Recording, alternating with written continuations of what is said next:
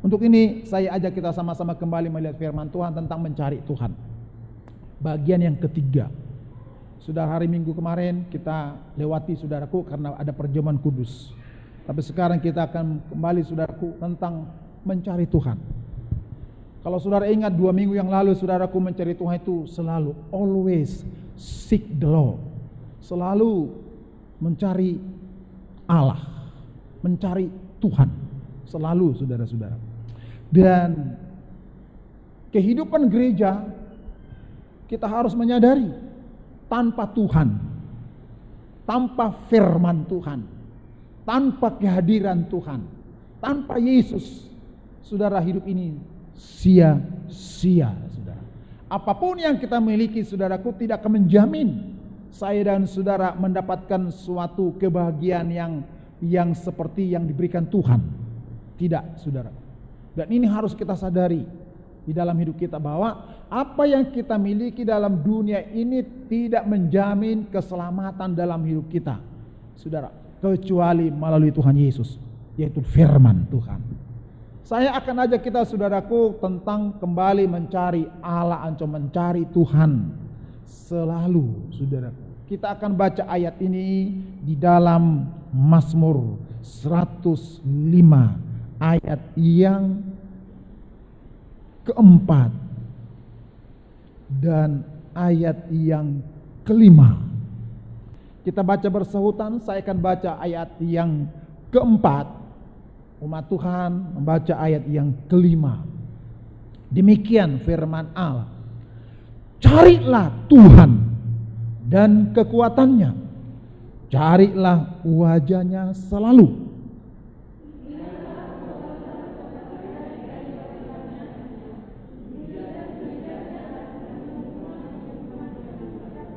Iya, saudaraku dikasih oleh Tuhan, ayat ini saya sudah terangkan 2 minggu yang lalu tentang mencari Tuhan, yang namanya cari Tuhan selalu. Ada yang disebut di sini, saudara, perhatikan ayat ini, saudaraku, ada kata wajah. Carilah wajahnya. Wajah. Saya kira semua kita punya wajah. Ya, tidak ada yang tidak punya wajah. Dari wajah seseorang kita kenal dia. Oh, ini si Anu, ini si A, si B, C, saudara. Cari wajah. Tapi ada, saya pernah lihat, saudaraku, di TV, saudara dikasih oleh Tuhan, wajah siapakah ini? Dengan sedikit demi sedikit, saudaraku, wajahnya ditampilkan. Saudara, kalau wajahnya belum full ditampilkan, gak tahu wajah siapa itu. Tapi baru sesudah full atau sepenuhnya wajah itu ditampilkan, maka tahulah, oh ini si A, ini si B, ini si C. Itu berarti mencari wajah, berarti, saudaraku, mengenal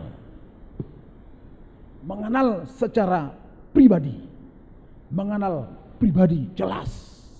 Jadi bukan meraba-raba, bukan menerka-nerka, saudaraku dikasih oleh Tuhan, bukan merekayasa, tapi jelas, saudaraku, melihat atau memandang wajah, mencari wajah, supaya saya dan saudara mengenal yang disebutkan Yesus Kristus.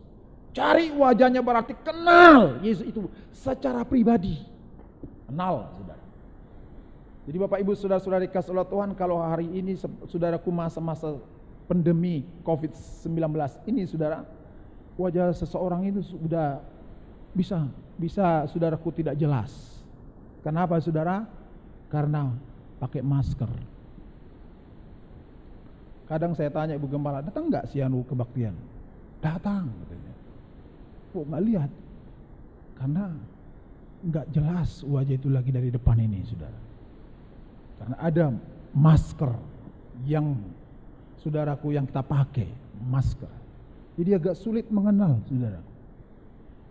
Apalagi dari jauh. Jadi ada penghalang, ada penghambat, saudaraku. Saudara-saudara kekasih dalam Tuhan, maka pengenalan kita itu jadi samar-samar. pengenalan kita itu saudaraku dikasih oleh Tuhan bisa ya ragu-ragu. Jadi Bapak Ibu saudara-saudara kekasih dalam Tuhan, firman Tuhan berkata kepada kita umat Tuhan, apapun background kita sebagai anak Tuhan, firman berkata, carilah wajahnya. Berarti saudara, kenallah Tuhan Yesus itu siapakah sebenarnya Yesus itu saudara. Jadi bukan meraba-raba saudaraku dikasih oleh Tuhan, saudara, tapi jelas siapakah Yesus itu.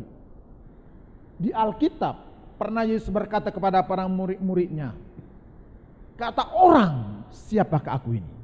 Coba bayangin saudara, Yesus bertanya kepada para pengikutnya, kata orang, siapakah aku ini? Maka muridnya menjawab, salah satu nabi. Ada yang berkata, saudara dikasih oleh Tuhan, si Anu, si B, si C. Saudaraku dikasih oleh Tuhan, Yesus bertanya kepada muridnya, kata kamu, menurut kamu siapakah aku ini? Maka murid berkata, engkaulah Yesus, anak Allah yang kudus. Jadi berarti saudara, kalau kita saudaraku dikasih oleh Tuhan mencari wajahnya, atau dengan kata mengenal Yesus secara pribadi, siapakah Yesus itu? Yesus itu bukan hanya tabib, Yesus itu bukan hanya penyembuh, Yesus itu bukan hanya jalan, Yesus itu bukan hanya kehidupan, tapi Yesus itu adalah pencipta langit, bumi beserta isinya, dan dialah penguasa tunggal di langit, di bumi, di bawah bumi saudara. Dialah Kristus Yesus yang sungguh-sungguh menyelamatkan kita dari segala dosa. Kenal saudara. Jadi bukan kata orang. Kata orang Yesus itu baik. Kata orang Yesus itu mengasihi. Kata orang Yesus itu ya mati bagi kita. Kata orang. Tapi saudaraku, saudara harus ada pengakuan secara pribadi. Siapakah Yesus itu dalam dirimu? Siapakah saudara Yesus itu di dalam hati kita?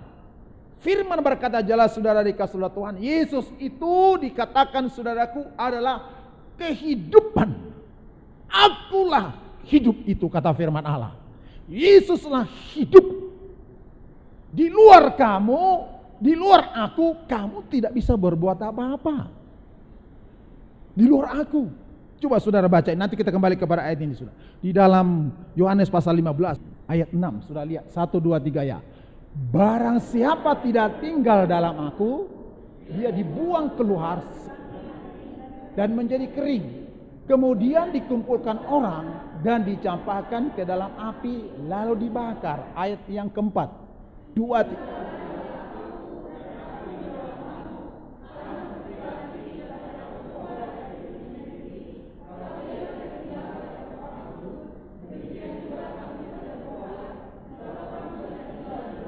Iya, tidak bisa apa-apa saudara. Saudara dikasih oleh Tuhan, di luar Tuhan kita tidak bisa apa-apa dan kita tidak akan berbuah. Kita tidak akan mengenal Yesus itu, saudara. Di luar Yesus nggak bisa kenal Yesus. Jadi gimana saudara? Hanya melalui Yesus itu firman kita kenal Yesus itu saudara. Bahkan dikatakan dalam ayat firman Tuhan di sini saudara, kalau kita mau mengenal Yesus dengan jelas, secara jelas saudaraku, harus tinggal di dalam pokok anggur. Pokok anggur itu menunjuk pribadi Yesus, harus tinggal dalam Yesus. Saya dan saudara sebagai anak Tuhan, supaya kita mengenal Yesus itu harus tinggal di dalam Yesus. Di luar Yesus kita tidak bisa berbuat apa-apa dan kita tidak berbuah dan kita akan dibuang, kata firman Allah saudara. Jadi itu sebabnya kata firman Tuhan tadi, carilah Tuhan, carilah wajahnya, carilah kekuatannya, supaya kita saudaraku dikasih oleh Tuhan berbuah. Ya, supaya kehidupan kita sebagai anak Tuhan berbuah. Sering saya katakan saudaraku soal buah, ada 3 hal. 1, buah pertobatan. Saudara kita bertobat, ada buah pertobatan, ada perubahan, terjadi transformasi dalam diri kita saudara dikasih oleh Tuhan. Ya, perubahan terus menerus. Saudara, Yang saudara sampaikan namanya metanoia, perubahan pikiran, paradigma diubahkan. Cita-cita kita juga diubahkan dari hal duniawi menjadi rohani. Ini contoh saudara, terus berubah. Dan berikutnya saudaraku, buah roh kudus. Jadi gereja itu harus berbuah roh kudus. Buah. Jadi ini harus kita praktekkan, harus kita buktikan, nyatakan dalam diri kita kepada orang lain juga. Itu buktinya kita tinggal dalam Tuhan dan mengenal Yesus itu dengan jelas, saudaraku. Tetapi kalau kita tidak tinggal dalam Tuhan, maka kata firman Tuhan kering, saudaraku dikasih Tuhan, ibadahnya kering, doanya kering, saudaraku, pujiannya kering, semuanya merasa kering. Karena apa? Tidak ada Yesus dalam dirinya, tidak mengenal Yesus, tidak mengenal wajahnya secara jelas. Makanya kita bersyukur sama Tuhan. Hari ini kita diingatkan Tuhan supaya kita mencari Tuhan dan mencari wajahnya. Haleluya. Orang yang mengenal Tuhan dengan jelas, pasti dia tidak akan mau meninggalkan Tuhan. Sama dengan saudara, kalau saudara ya orang muda ya, saya kira juga orang tua sebelum menikah. Kalau kedua insan menjalin cinta, benar-benar mereka mencintai, sampai berkata, ya engkau di bulan, aku pun di bulan, engkau di pantai, aku ada di pantai, di mana engkau ada, aku ada di sana. Kalau kamu dikubur di laut, aku juga mau dikubur di laut. Seperti itu sudah cintanya, luar biasa. Kan nggak mau lagi pisah, karena sudah benar-benar saling mencintai. Itu cara jasmani, apalagi rohani. Kalau kita benar mengasihi Tuhan, mengenal Tuhan Yesus siapa, mengenal Yesus secara pribadi, kita berkata, aku tidak mau meninggalkan Tuhan apapun terjadi. Seperti kata firman Tuhan, Paulus berkata, siapakah yang menceraikan aku dengan kasih Kristus? Aniayakah, kekurangankah, ketelanjangankah? Gak ada. Sama dengan anak Tuhan yang mengalami cobaan. Ketika dia ada cobaan berat, ancaman maut, masih tetap bersandar sama Tuhan, masih tetap berkata puji Tuhan, masih berkata syukur bagi Tuhan, tidak menyalahkan Tuhan, saudara, tapi berkata puji Tuhan, padahal sudah ancaman maut. Bagaimana supaya jangan khawatir? Kenal Yesus jelas, jangan samar-samar. Tapi kalau samar-samar, kita kan ragu-ragu, benar nggak ada Tuhan ini ya? Aku sudah berdoa, kok belum dijawab? Aku berdoa gini supaya dilindungi Tuhan, kok kena penyakit? Saudaraku kasih dalam Tuhan, iman itu kata firman Tuhan diuji. Kalau saudara pernah baca dalam Yakobus, iman itu diuji. Iman itu benar enggak? Saudara dikasih oleh Tuhan, ketaatan kita itu benar atau tidak. Makanya saudara, supaya kita tetap kokoh berdiri dalam firman Tuhan, dalam Mazmur 105 ayat 4 berkata, carilah Tuhan, carilah kekuatannya, dan carilah wajahnya. Maka kita saudaraku mengikut Tuhan sangat beruntung. Dan saudara boleh berkata, aduh, saya berbahagia percaya Tuhan, saya beruntung percaya Yesus. Padahal kalau dihitung-hitung uangnya nggak ada untung rugi juga kalau uang. Tadi dia bilang saya beruntung. Kenapa? Ada Yesus dalam dirinya. Dia kenal Yesus Tuhan. Dia kenal pribadi Yesus itu sungguh-sungguh ajaib. Kenal Yesus itu sungguh-sungguh luar biasa. Yesus kita luar biasa. Persoalan kita biasa. Betul nggak? Yesus luar biasa. Penyakit kita biasa. Amin. Masa berkata, aduh penyakitku luar biasa ini, berarti udah sama dengan Tuhan Yesus luar biasa. Tidak saudara, penyakit kita biasa, Yesus luar biasa. Masalah kita biasa, Tuhan Yesus luar biasa. Jadikan Yesus sebagai apa? Sebagai Tuhan dalam pribadimu, yang disembah, yang dipuji, yang dimuliakan. Jadi mari sama-sama kita mengenal Yesus secara pribadi. Kenal Yesus. Dan kalau kita mengenal Yesus, saudara, dengan sendirinya kita juga dikenal oleh Yesus. Jadi ini harus timbal balik. Karena ada juga di Alkitab, saudaraku, dalam Injil Matius mengakui mengenal Yesus. Tapi Yesus bilang, aku gak kenal kamu. Itu Matius pasal 7. Bukankah aku melayani, menyembuhkan, bernubuat, dan sebagainya dalam namamu? Yesus bilang apa? Kau. Aku tidak kenal engkau. Karena kau berbuat jahat. Coba, saudara. Jadi saudaraku dikasih oleh Tuhan, kita mengenal Yesus dengan jelas dan Yesus mengenal kita juga dengan jelas. Caranya gimana? Firman Tuhan berkata, tinggallah di dalam aku, dalam pokok anggur. Katakan dalam firman Allah, tinggal di dalam aku. Dalam ayat dikatakan, saudara, jikalau kamu tinggal di dalam aku, kamu berbuah. Jikalau Yesus dalam hati saya dan saudara dan kita dalam Yesus, kita menyatu dengan Yesus, Kristus sebagai kepala, kita jadi tubuhnya, maka kita, saudaraku, pasti berbuah. Di luar Yesus tidak bisa apa-apa, saudaraku. Marilah tinggal dalam Yesus. Kemana saudara pergi, di mana saudara berada, apa yang sedang saudara kerjakan, tinggallah bersama Yesus. Jangan jalan sendiri. Jangan saudara kekuatan sendiri, jangan kemampuan sendiri. Karena apa? Terbatas. Makanya Tuhan berkata, ya carilah kekuatannya. Cari kekuatan Tuhan. Jadi kita manusia, saudaraku, kita harus menyadari kita ini lemah. Kita tidak kuat. Kemampuan terbatas. Apa yang kita miliki semua ada limitnya, ada batasnya. Tapi kalau Tuhan yang kita sembah itu ada di hati saya dan saudara, dan tinggal seperti kata firman Tuhan tadi, saudaraku, maka kamu pasti berbuah. Haleluya. Kita akan lihat contoh, saudara, yang tinggal dalam Yesus, yang dalam Tuhan, bahkan yang mencari Tuhan. Saudaraku, bagaimana dia mencari Tuhan itu? Saudara, mari kita baca dalam firman Tuhan dalam 2 Tawarik pasal yang ke-26. Kita baca bersautan, saya mulai baca ayat 1, Bapak Ibu baca 2, nanti ayat 5 sama-sama, saudara. Segenap bangsa Yehuda mengambil Uzia yang masih berumur 16 tahun dan menobatkan dia menjadi raja menggantikan ayahnya Amasya.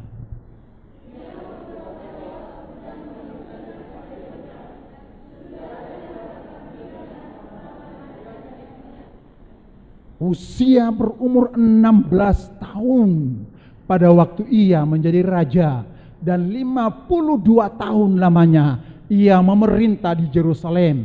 Nama ibunya ialah Yeholia dari Yerusalem.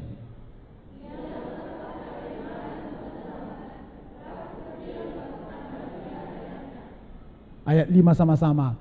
Ia mencari Allah selama hidup Sakaria yang mengajarnya supaya takut akan Allah, dan selama ia mencari Tuhan, Allah membuat segala usaha. Amin. Saudara, dikasih oleh Tuhan disebutkan di sini, saudaraku, seorang raja. Raja namanya siapa? Uzia. Masih muda, 16 tahun. Bayangin saudara, muda. Dinobatkan jadi raja. Ini sangat luar biasa, saudara. Dinobatkan jadi raja masih muda. Jadi ada orang berkata, kalau masih muda susah untuk bertobat, susah mencari Tuhan, susah beribadah. Enggak, saudara, ini contoh. Ini orang senang karena bapaknya raja. Bukan orang susah ini, saudara. Orang yang senang karena dia berada di istana raja. Dia sudah menikmati semua fasilitas sebagai raja, ayahnya sebagai raja. Dia nikmati semua soal-soal lahiriah, dia nikmati. Dia sudah mengalami, saudara. Saudaraku, kata firman Tuhan di dalam ayat yang kita baca di Raja Uzia ini, saudara dikasih masih muda, umur 16 tahun, dinobatkan jadi raja.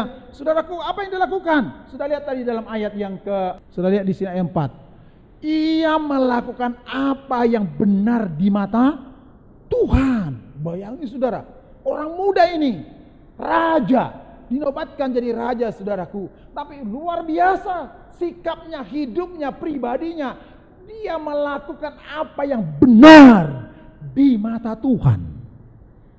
Makanya orang muda yang saya kasih dalam Tuhan Yesus, mari contoh ini.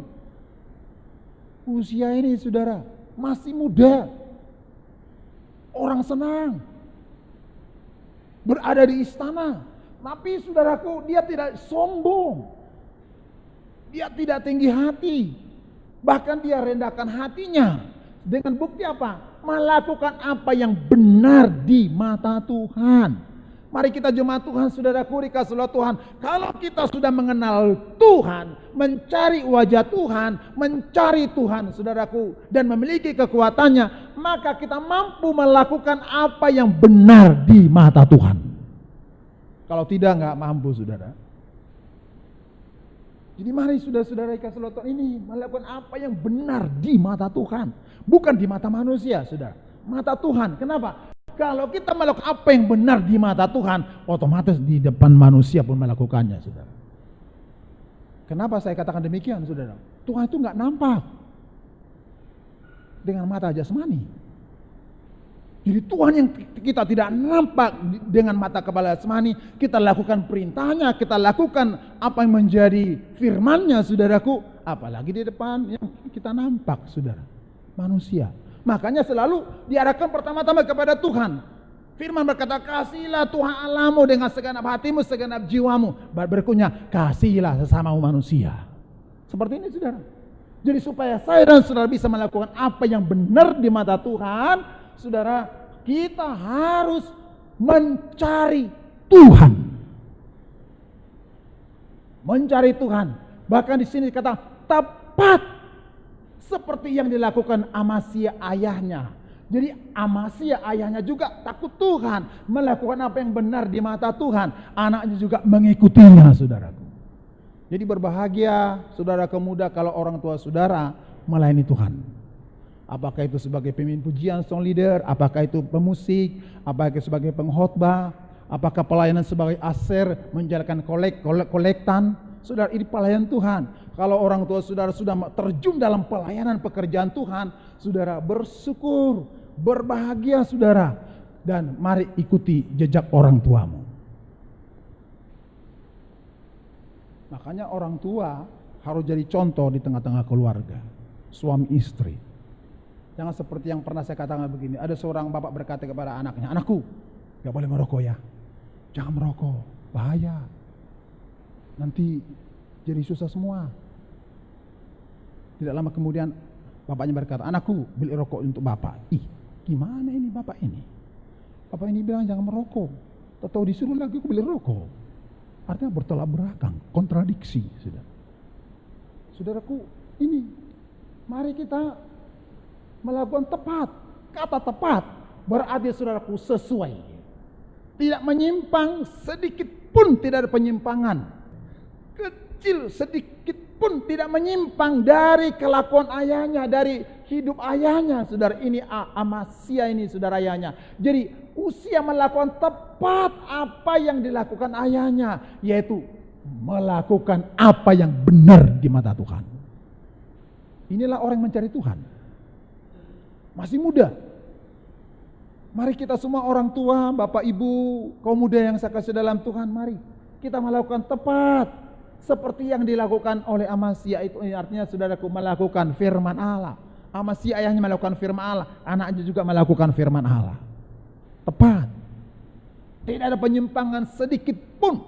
Saudara, tepat apa yang dilakukan oleh ayahnya. Itulah usia. Lihat lebih jauh ayat yang ke-5. Ayat 5 berkata, ia mencari Allah selama hidup Zakaria. Ia itu menuju usia. Usia yang saudara berumur 16 tahun, saudaraku dikasih oleh Tuhan. Dia memerintah 17 tahun dikatakan dalam ayat ini. Mencari Allah. Mencari Allah. Selama hidup Zakaria mencari Allah. Mencari Allah. Makanya saudaraku cari Allah, cari Tuhan. Cari wajahnya Tuhan, cari kekuatan Tuhan, cari firman Allah melalui ibadah, melalui doa, melalui pengorbanan, melalui bersaksi, mencari Allah, mencari Tuhan. Bahkan dikatakan lagi di sini saudara, yang disebutkan di sini Amasya atau Usia takut akan Allah. Sakaria nabi saudara. Nabi mengajarkan saudara kasih Tuhan, mengajarkan supaya takut akan Allah. Takut Tuhan. Seorang muda takut Tuhan. Yang masih muda umur 16, 17 tahun takut Tuhan. Dan saudara tahu memerintah berapa lama dia memerintah tadi? Coba saudara lihat di tadi kata berapa lama dia memerintah? 52 tahun. Cukup lama saudara. Memerintah 52 tahun aman. Saudara diam. Kenapa? Karena mencari Tuhan. Dia menuruti firman Allah. Bahkan dikatakan di sini takut Tuhan. Mari kita gereja Tuhan di akhir zaman ini saudaraku belajar takut akan Tuhan. Takut akan Tuhan berarti menjauhi kejahatan. Takut akan Tuhan berarti menjauhi kesombongan. Takut akan Tuhan berarti menjauhi segala larangan Tuhan. Itu takut Tuhan. Jadi usia melakukan kebenaran firman, takut akan Tuhan. Apa yang diajarkan oleh Sakaria yaitu mengajar supaya takut Tuhan, dia dengar, dia lakukan. Kiranya kita gereja Tuhan saudaraku, apa yang sudah dengar lewat pengajaran firman Tuhan, mari kita lakukan. Dan ketika usia melakukan ini saudara, apa sampai di situ saja? Kata firman Tuhan, coba sama-sama kita baca di sini saudaraku dikasih Tuhan mulai ayat kata dan 2-3 ya. Dan selama ia mencari Tuhan, Allah membuat segala. Haleluya. Segala all things, segala usaha berhasil, segala usahanya saudaraku dikasih diberkati Tuhan. Luar biasa saudara. Mari jalani firman Tuhan. Ini Alkitabiah saudara. Tidak perlu tafsir-tafsiran di sini. Gak perlu saya saudaraku dikasih Tuhan membuat apologet di sini saudara. Ini jelas kata firman Allah, cara jelas sekali saudaraku. Kalau saya dan saudara melakukan kebenaran, saya dan saudara takut akan Tuhan, mencari Tuhan, maka kita berhasil. Amin. Katakan mari sama-sama kita katakan, aku berhasil di dalam Tuhan. 2-3 ya. Amin. Yang katakan aku gagal dalam Tuhan. Enggak ada gagal dalam Tuhan. Dalam dunia ini yang kita bisa gagal. Kalau orang berkata, aku gagal, berarti dalam dunia. Kalau dalam Tuhan gak ada istilah gagal. Jadi kalau dia seorang anak Tuhan, rajin kepada Tuhan, melayani itu berkata, aku gagal melayani Tuhan. Gak ada gagal saudara. Yang gagal saudara membuat gagal saudaraku setan. Dunia ini, keinginan daging kita membuat kita gagal. Saudaraku dikasih Tuhan, itu sebabnya saya rindu saudaraku, semua kita ini berhasil. Apa yang saudara kerjakan diberkahi Tuhan. Mungkin saudara usaha kecil-kecilan diberkahi Tuhan. Saudara usaha kecil-kecilan diberkahi Tuhan. Saudara usaha besar-besar diberkahi Tuhan. Saudara sekolah diberkahi Tuhan. Saudara bekerja diberkahi Tuhan. Semuanya berhasil. Karena apa? Karena mencari Tuhan. Karena melakukan tepat apa kata firman Allah. Dan takut akan Tuhan. Inilah menjadi harapan kami sebagai hamba Tuhan saudaraku. Supaya kita mencari Tuhan dengan segenap hati. Mencari Tuhan jangan setengah-setengah hati saudaraku. Mencari Tuhan jangan setengah hati. Bapak ibu saudara-saudara, kalau kita hanya setengah hati mencari Tuhan, itu yang namanya nanti gagal, putus asa. Maka yang disalahkan Tuhan. Karena apa? Setengah hati. Mari saudaraku seperti saya berkata begini, kita mencari Tuhan dengan full heart. Full heart itu berarti sepenuh hati. Segenap hati kita mencari Tuhan. Jadi ketika saudara datang beribadah seperti ini, mari kita fokus kepada firman ini. Bahkan kalau kita nanti berdoa, fokuslah kepada doa. Kalau kita memuji Tuhan, fokus kepada pujian. Kalau kita suruh main musik, fokus kepada Tuhan. Dan musik itu jadi berkat. Pemain musik saudara, saya ingin saudaraku sebenarnya pemain musik ini jadi bukan hanya main musik. Saudaraku, tapi ada suatu skill yang diberikan Tuhan. Saudara, ada suatu skill itu apa itu? Kemampuan, keistimewaan. Coba saudara saya kasih contoh. Main musik saudara, luar biasa. Saya ajak saudara dikasih sesuatu ini penting sekali. Pemain musik sama song leader, singer di dalam firman Tuhan. Satu tawarik, kita akan lompat dulu saudara. pasal yang ke-25 ayat yang ke pertama dan kelompok ayat 5. 2-3 ya.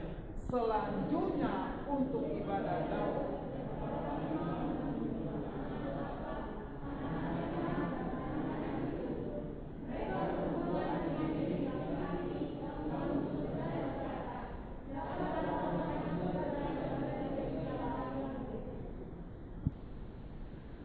Bisa bernubuat. Pemain musik bernubuat. Jadi bukannya pendeta, saudara. Pemusik, penyanyi bernubuat. Luar biasa, saudara. Kalau ada nubuat ini. Saudara, ini anak ini. Berarti saudara aku dikasih oleh Tuhan. Ini merupakan suatu, ya, ada silsilah keturunan yang dipakai Tuhan. Bernubuat. Apalagi, coba lihat ayat yang kelima. Saudara lihat ayat yang kelima. Di samping mereka ada nubuat, apalagi ini pemusik, saudara, penyanyi. Ayat yang kelima, sama-sama 2-3 ya. Mereka ini sekalian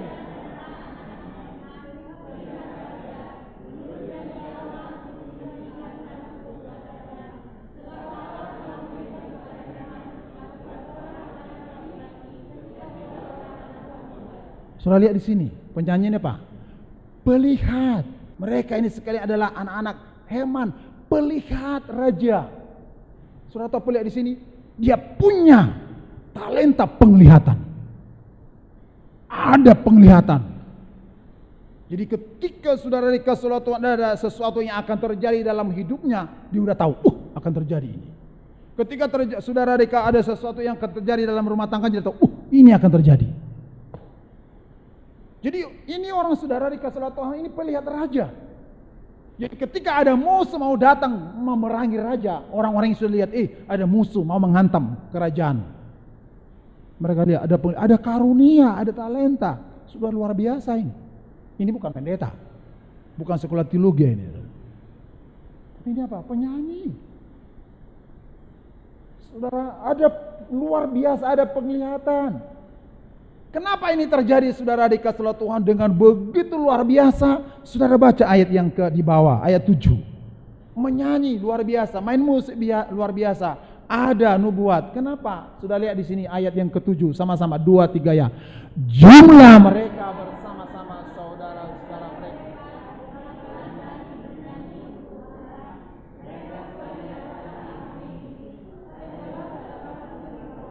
Terima kasih.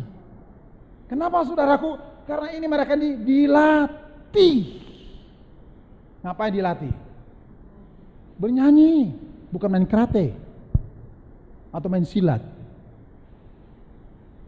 Saudara-saudara, dilatih. Saudara, ini kata dilatih. Dilatih bernyanyi. Bahkan disebut sini, mereka sekalian adalah ahli, skill, punya keahlian. Bapak Ibu Saudara orang muda, mari kita mau berlatih, belajar. Makanya sudah kita ada KPA di sini, belajar, dilatih, lewat firman diajarin. Sama dengan tadi saudaraku Raja Usia, ya sudah diajar oleh Nabi Zakaria, diajar untuk takut Tuhan.